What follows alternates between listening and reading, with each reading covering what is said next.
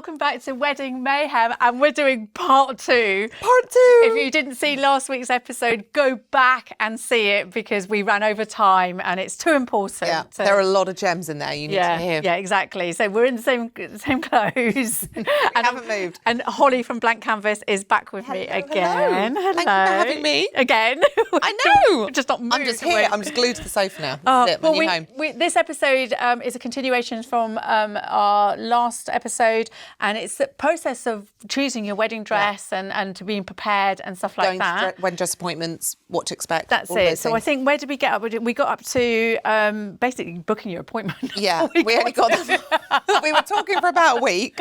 We were. And we haven't actually gone through the door yet. So basically, you've tried your dress on. You've decided to take with you.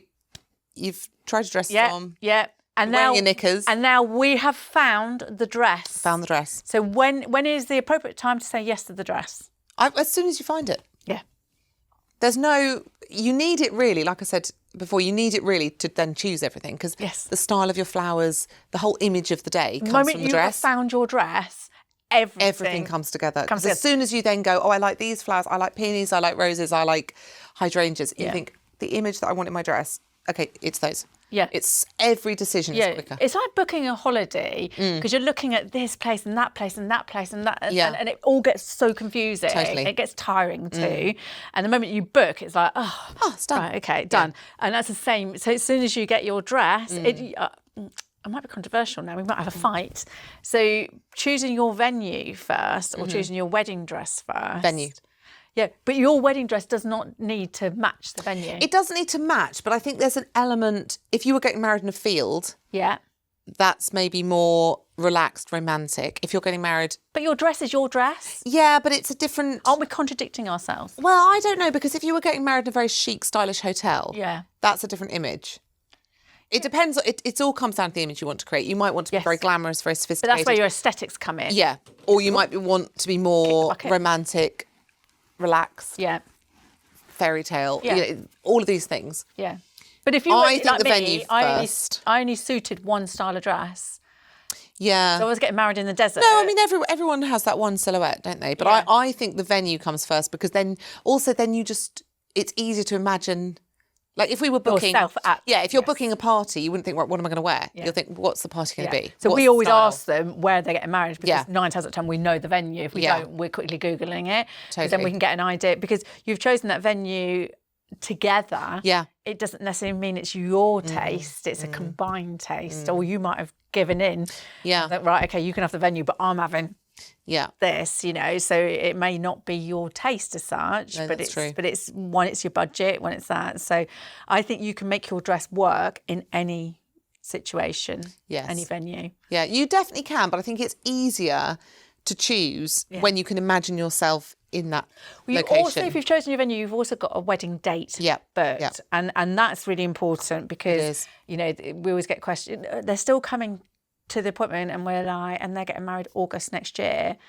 We're now in September, and we're like, you're on the money now for ordering. And they're like, I've got ages. And we're like, no, you haven't. And or they haven't got a date we talked about earlier. Yeah. So we're like, right, is it this side of spring? Yeah. Or the other side of spring? Because that's important. Certain factors that you need to put in. We're hearing from more and more brides about suppliers going bust. And it's not only a headache finding a replacement, but it also means any deposits and payments you've made have also probably been lost. Well, that's where wedding insurance comes in. WeddingSure offers comprehensive wedding insurance, so you're not left out of pocket should something unexpected happen. And it's not just about supplier failure either. They also cover things like cancellation and rearrangement. So if a parent or even you or the groom falls ill, or the venue floods the day before. Yeah, and things like theft or your beautiful wedding dress gets stolen, gifts, and don't forget the rings, all starts from £38.99, 10 tiers of cover from £6,000 all the way up to £100,000. Exactly. They also have a bunch of add-ons like public liability, COVID-19 cover, marquee cover, and more, so you can just add on what you need. Wedding insurance can provide essential financial protection when things don't go to plan, and it does happen. So get yourself over to weddingsure.co.uk to get a quote and get your big day covered. And make sure you read the T's and C's. I think also if you chose your dress and then you choose your venue, you then got to go back to the boutique and say, now we've got a wedding date, now we've got this, now. Whereas it's just less admin to choose your venue, know all those details, and then when they come to you, you're ready, you know what you need. Yeah, I agree. I think having a date. And I think just choosing something, you know, it's a bit like if I invited you to an amazing party, or, you know, you'd want some details to choose your outfit. Yeah. But if you don't know the details, you're a bit like, well, I don't know if I'd have that. I don't know if I'd have this. And the thing is that if you don't know what time of year you're getting married, then that might have an effect on the dress. Totally. If you're in a heavy satin, the last thing you want to do is be in the middle of summer. Yeah. You know, however, our weather changes like the wind at the moment. It's up and down like a tart's pyjamas, isn't it? We had so many messages about that when you say that. My favourite expression. But again, a summer dress I can make into a winter dress by changing it. We're going to do an episode later regarding new styles coming in. Yes, that's exciting. I'm looking forward to that. And how to change your dress. If you have chosen a dress and then you're choosing a different venue or a different country. Then, or if you just want a different look throughout the day. Then you can change that. Yeah, exactly. So designer lead times can vary. A lot. You know, I've got some dresses I can get in on a rush 8 weeks. Wow, that is quick. That's really quick. And other dresses, but that's very rare and they're very limited on what you can have. But another stores and other designers are saying 6 to 9 months lead time. But that all comes down because you've got such good relationships with all your suppliers. Yeah, and again, we talked about it's not Doris in the back just on the Singer sewing machine. Those times are gone. It is a multi-making factory that's making your dress. So it's a production line. Somebody's picking the fabrics, somebody's cutting it, somebody's moving over to this. You know, so it does take time, and it's shipment that takes the longest. So when you order your dress, your shipment's being booked at the same time. Yeah. Because that dress might only take 2 weeks to get made, 3 weeks, 4 weeks. And the shipment's not going out until 6 months later because they haven't got room on the other shipments going out. And that's how it works in anything in manufacturing. So the lead times are based on shipment dates mostly. Can I ask you to add time on? So if the shop says to you, you're looking at 6 months, add on another month just for yourself. And if you're having your wedding abroad, your wedding date's the date you leave the country. Yes. Actually, add on a few more days to that. Yeah. Well, if your wedding date, we've had that before. If your flight gets changed. Yeah. Oh, no, totally. Oh, you might just, you know, the boutique will think, oh, we've got up to the 6th of September. Well, no, you haven't, because that's when the wedding is and she's leaving 2 weeks prior. Or it's just happened to me. Oh, God, no. We have done, it's okay, it's sorted. Oh, good. But Nisha, when she came in, filled in the card, her wedding was the middle of December, the end of December. And she was going 2 weeks before. So we said, because we noticed it was abroad and she did middle of December, booked her flights to the end of November. Well, her dress was due at the end of November. Goodness me. Because we had a 2 week window to turn it around to fittings. Oh, my goodness. And, of course, if you change your flights, it's like you've got to tell the boutique straight away. Before. Oh, my God. Don't even book them before. Yeah, check with the boutique first. Yeah. If they can't get it in time, then you are looking at another And, dress. of course, also, you've got to get the dress in and arrange fittings. Yeah, exactly. So always add, because shipments can run late. We're dealing with, shipping companies. We're dealing with handlers. Yeah. We're dealing with customs.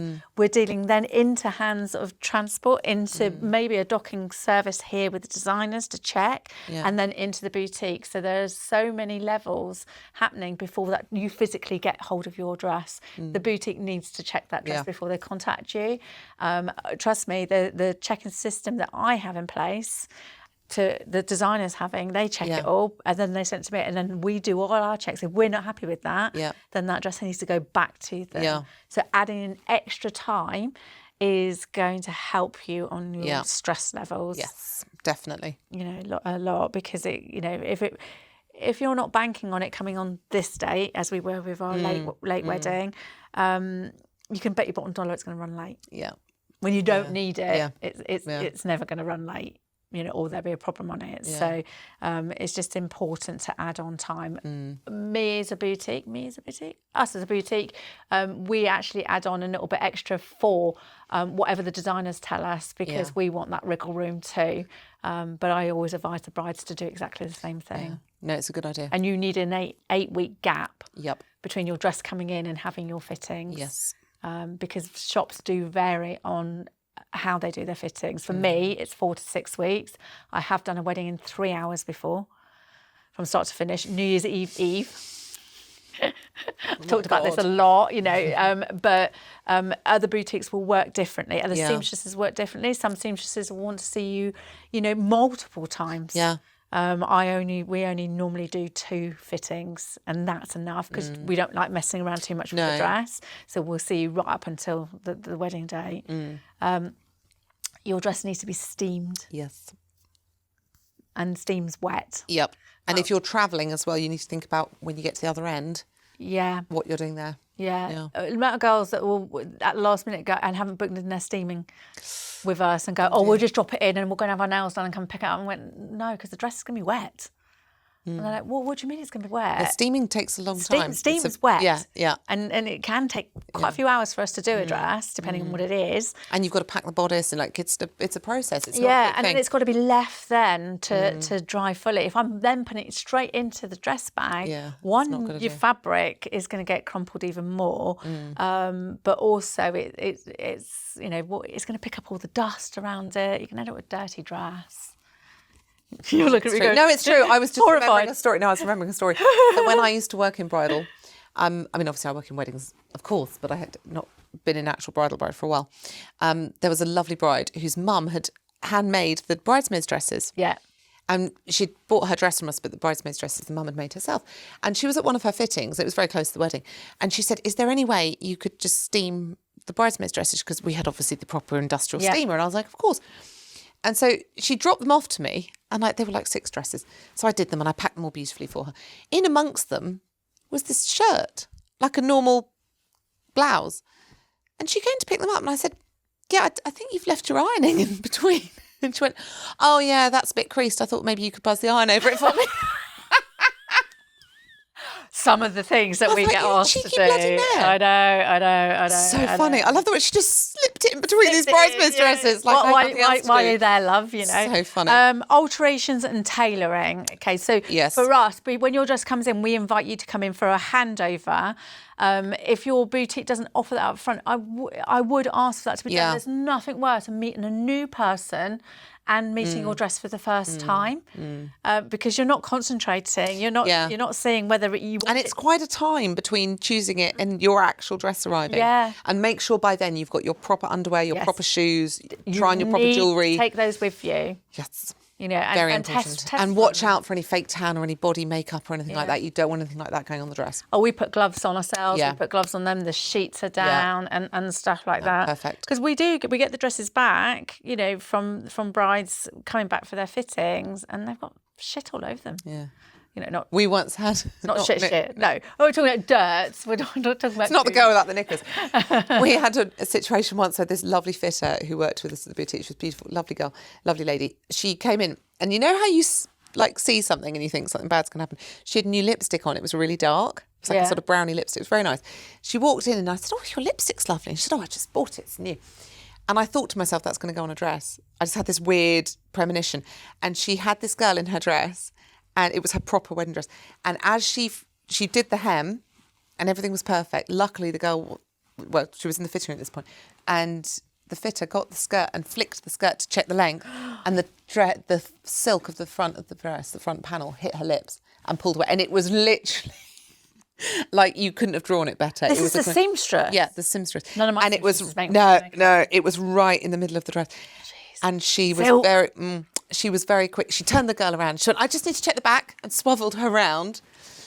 And she came out and she said, "Phone the designer." And the designer FedExed a strip of silk overnight to us. Jeez. And we had to replace that one panel. My God. And the bride never knew.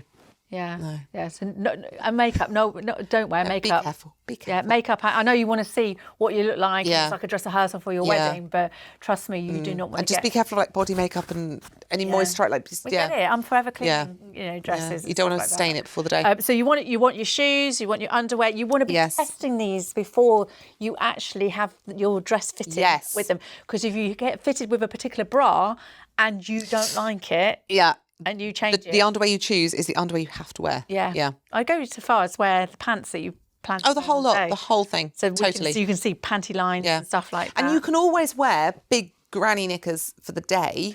3 pairs of knickers. Yeah, and then put on your sexy panties just before you leave. My cousin, she's an incredible figure, and she had this beautiful bias cut gown. But of course, to wear that on her wedding day, she had to wear big knickers. And her wedding was in a marquee. So just before she left with her husband at the end of the wedding, I went under a table and she went sort of under and helped her switch her knickers for her sexy ones.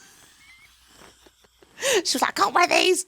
Great big pants came off. That's so funny. I was a dedicated bridesmaid. But I say 3, 2, 1. Yeah. 3 pairs of pants. Yeah. Because you're going to be 12 to 14 hours. Yeah. Okay, so you want the grannies. Yeah. You want the pair that you want to like change into because you want a bit of a freshen up, and then your naughty pair later. Yeah. Okay, and then 2 pairs of shoes. Okay, why? Because you don't wear your shoes for more than 12 hours.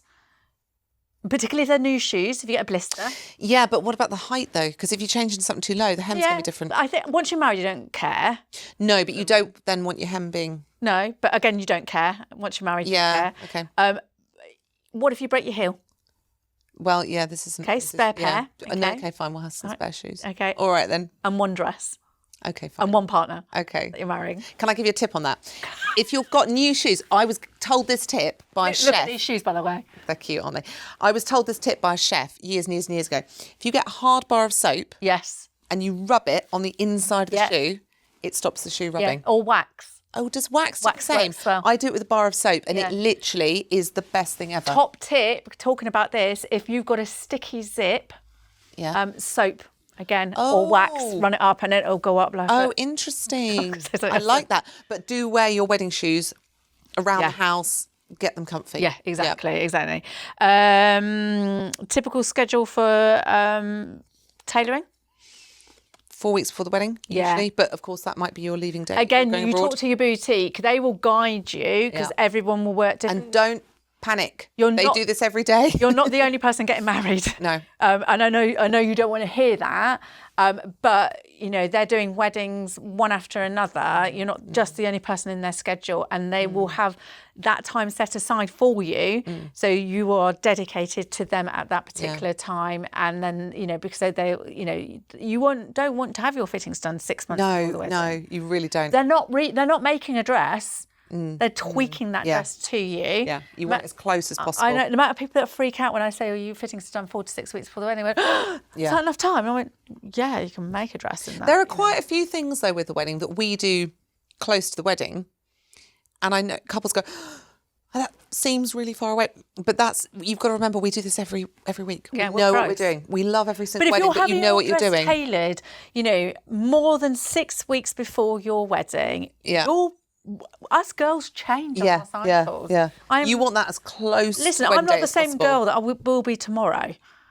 No. I'm not taking physically, not mentally.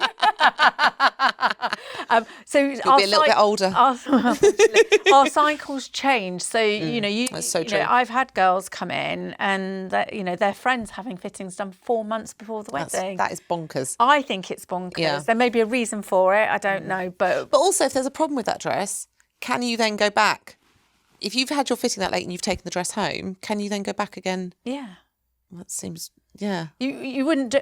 No, you want it as close to as possible. You want it as close to, and you've got to store it at home. You don't want it. Depending on the dress, most of my seamstresses, if they're taking in the seams, will leave the material in that seam. Yeah.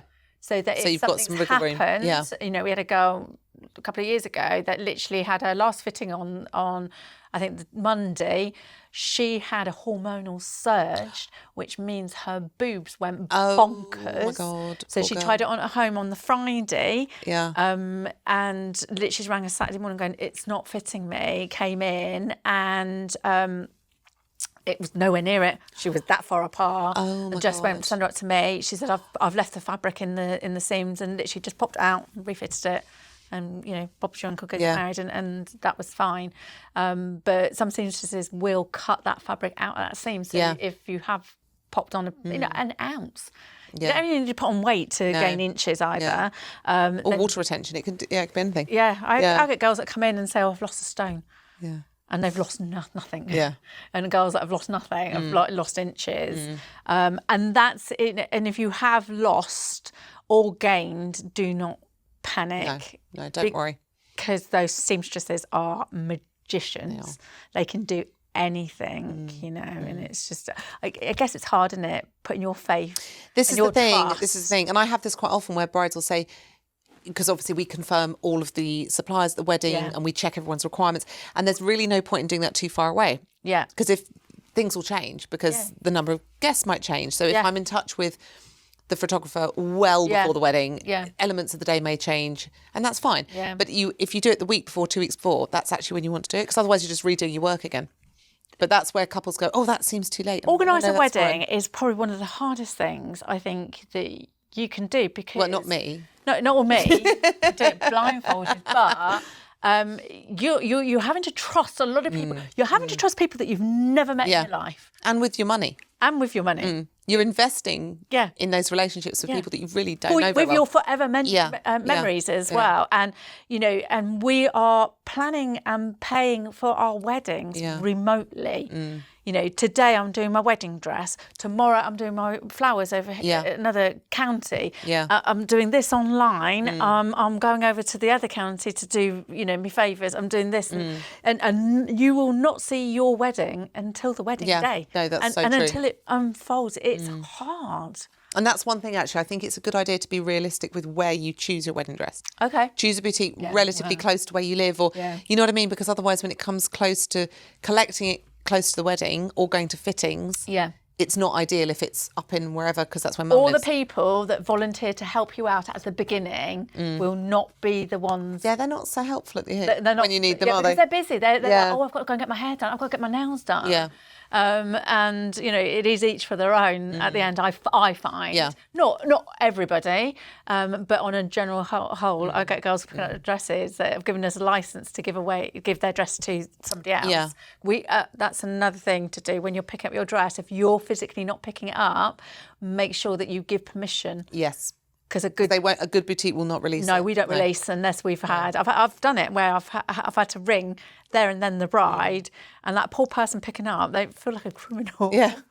Because it happens where people have sabotage. We had it with... Were you with me on recording that we did last week? Yeah. Yes. With the ex... go back and listen to it. It's a couple of episodes back. But the ex literally was ringing, got hold of her phone, because I had all her wedding planning, and rang all her suppliers and cancelled. And they took that as read as well. That is terrifying. Yeah, no, definitely give permission if that needs to be done. Pick up on the date, which is what we're talking about now. And you want your checklist.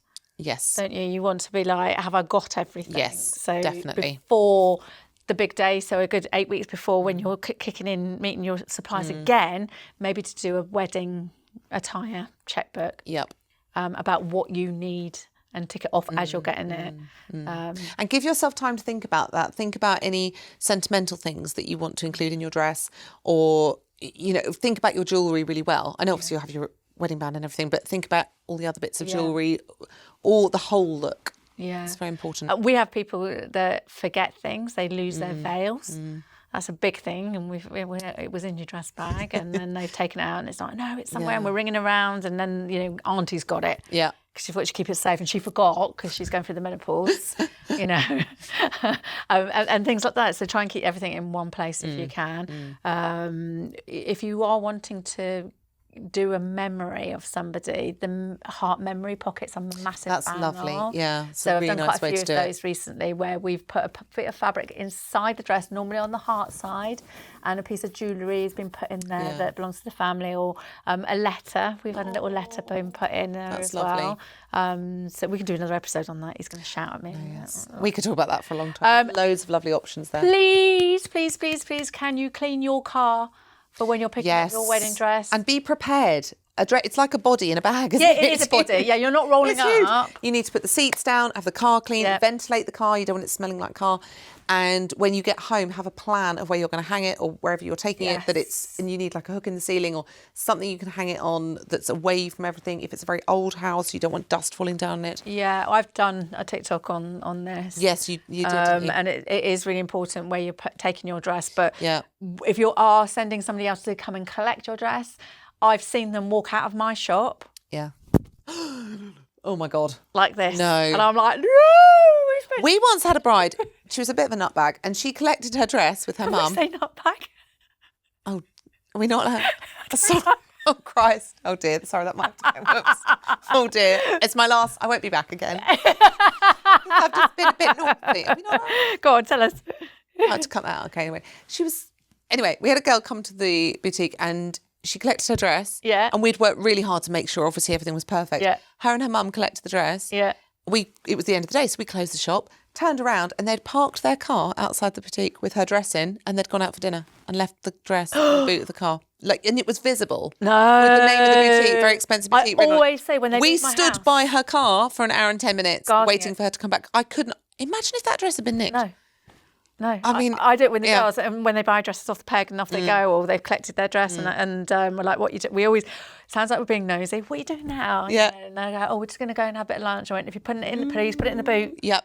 And but remember, I've had girls turn up with tiny little smart cars going, "Oh, just put it." Yeah. Another way, if you can't lie it down in the boot, is to lie the passenger seat down, so like she's sitting up, literally, and then hook the hanger onto suit hook. Yeah, or onto the headrest. Yes, okay. And then it can lie into the footwell, but even that is a little bit wobbly. It's better to be flat. You always need a steamer. Yeah. Definitely. But if you're storing it in a room, make sure that you're not putting it against a door that's dusty. Yeah, and hang it when you hang it. Give it a good shake and let it hang properly, fully. But I literally have like nightmares about these curtain poles because they're all dusty. And they might fall down. And they might fall down. Yeah, because your dress is heavy, right? Yeah. They can be really heavy. You need to go in and clean that room first. Yeah. And fly sprays. Yes. Big news, flies do poop. They do. They do poop. They do. I didn't know this till recently. They do. They poop. Do. and it's green and it's horrible and it's so fly spray definitely. And also, it's amazing how many people will see your dress hanging and go up and touch it. Yes. It's like the cake. Like I said to you before, when people go, "Is it real?" Of course, it's bloody real. It's cake. So annoying. If you're, we need to talk about travelling with your dress abroad. Yes. So I would always pack a dress inside out. Yes, that's a good idea. Well, the box company. Yeah. Empty Box. I'm not remembering their name properly. The Empty Box Company. The Empty Box Company. They do a travel box, don't they? Which is a really good idea. So we do a travel box that doesn't matter if something gets put on top of it. It doesn't. It's not paper. Yeah. I don't think you can travel with a paper box. I see these boxes come back and they're absolutely mashed. So you need either a good suitcase that you can take on board with you. A big suitcase. Well, you can't take it on. You need to take it on with you. Well, I suppose it depends. You don't want to be plane, doesn't it? Not private plane, Holly. We're not all got a private plane. I don't have a private plane yet. But I would pack that dress inside out. And I'll tell you the reason for that is because if anybody knocks over their drink in departure lounge, very true. It's not going to go through the front layer of your dress. You can cope with it in your lining, but not on the outside. I would also pack loads of acid-free tissue paper through it, and that will help with condensation. Yes, because we all get that in the cabin, don't we? So, and as soon as you arrive where you're going, hang it straight up. Yeah, and again, you need a steamer. Yep. And steam the night before. And take the hanger. Don't forget the hanger. Yeah. Because they don't have. Well, no, they have those hangers in the wardrobe. God awful ones that stuck. You can't get them. They're so stupid. Do they think pinch them? Oh, who's pinching hangers? Ridiculous. They're just. When I book a hotel, I book 25 extra hangers in each room. I do. You're so posh. I do. You're going to do it now. You're going to book it. I am. Always order extra hangers. And you want to be steaming your dress no matter where you're getting married the day before. for your wedding. And your bridesmaids dresses as well. Don't be doing Steam it everything on the day because you've got your makeup, you've got your little fake tan that they've put on their hands. I see it so many times. I've had phone calls going, they've got stuff over my dress. What and these things take a lot of time. This is not a quick 10-minute. No. You want to allow some time to do that. And it's a nice, relaxed... I mean, it can take us 10 minutes because we know what we're doing. And we've got professional steamers. But also watch out with those steamers because some of them can drip water. You've got to be very careful that you get a decent one. Yeah. And of course, if you're going abroad, get a plug adapter for it. Yeah. But it's really important to give yourself time. This is not I'll do it just in between makeup. You know, my bridesmaid's having her makeup done, I'll do it then. Do it the day before and give yourself time. Yeah. And don't rely on your venue to have an iron, have an ironing board. Yeah. They may not have those things. Yeah, definitely. Yeah, take everything with you. He's waving at me again. I've gone over again. Are we in trouble? Always in trouble. Always in trouble. After the wedding. Yeah, it's a bit of a letdown, isn't it? I've had dresses come into me, and in fact, actually, I've not put it on TikTok yet, but I will. It's the worst dress I have ever cleaned. In fact, really? I've actually done this physically myself because it was destined for the bin. It got turned down from... What did you do? I didn't clean do it. No, but how did you clean it? Stick it on 40. I can't tell you. I literally, my hands were raw at the end of it. I physically had to do each bit, but basically it looked like she'd been in a paintballing fight, and she hadn't. But colour run wedding. But it was a good wedding. Yeah. So I don't remember much of it. It was a good wedding, but it sat in her wardrobe for a year. Oh, so those stains are properly in there. Yeah. So if you're selling your dress afterwards, and even if you're storing it, get that dress cleaned as soon as possible. As soon as you come back, I've had people literally drop off their dress to me as they're on the way to the honeymoon. Yeah.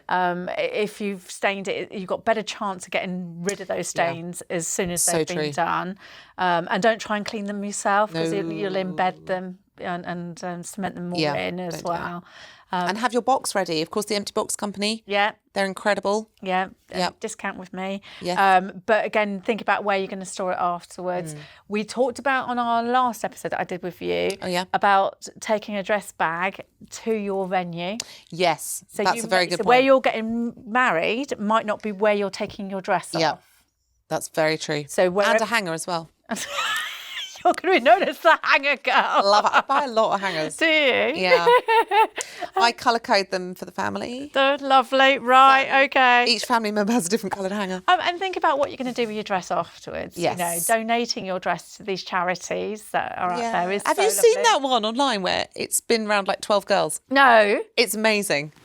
It's amazing. One girl sold it and then she sold it on and then she gave it away, and it's literally done like 12 weddings. Oh, what a journey. I love that. I absolutely love that. Yeah, really cool. But yeah, think about what you're going to do with your dress afterwards. If my top tip that if you're thinking of selling it, get it on the market as soon as possible because it's still current probably with the designers. So the designers are still advertising that dress out. So if a girl's gone to a boutique and she's too late to order, if she's on a budget and can't afford that, they'll be searching the internet to... And keep the momentum. I think if you keep it in a cupboard... You suddenly 10 years later, it's still kind of there. You need to keep the momentum. Exactly. It'll be still get girls coming into me and they got married 20 years ago and 50 years ago. And can you sell this? It's a good dress. Yeah. You know, top designer, but it's not anymore. You know, totally. So, you know, I would, that's my top tip for if you're looking to sell it, is get rid of it as soon as possible. Some girls put their whole wedding on the internet before they're even married. Yes, I've seen this. You know. I've had couples buy a massive box on eBay of like wedding paraphernalia. Yeah. And I always say to them, open it before the wedding.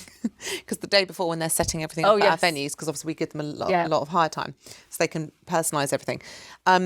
It'll be things like blankets to put outside of to wrap up with, garden games, lovely stuff like bunting, that sort of stuff. Really cool.